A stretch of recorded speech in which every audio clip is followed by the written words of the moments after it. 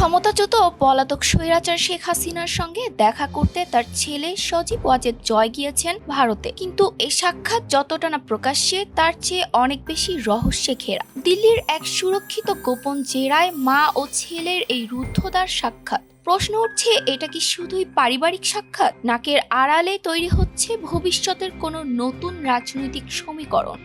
টানটান উত্তেজনা আর নিশ্চিত্র গোপনীয়তার মধ্য দিয়ে গত ৬ জুন দিল্লির মাটিতে পা রাখেন সজীব ওয়াজেদ জয়।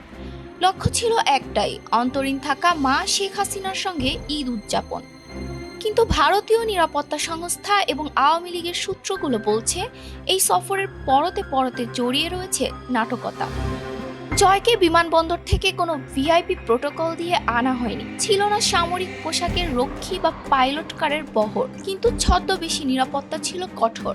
অত্যন্ত সন্তর্পণে তাকে নিয়ে যাওয়া হয় সেই গোপন ঠিকানায়, যেখানে গত কয়েক মাস ধরেই ভারত সরকারের তত্ত্বাবধানে রয়েছেন শেখ হাসিনা ও তার বোন শেখ রেহানা।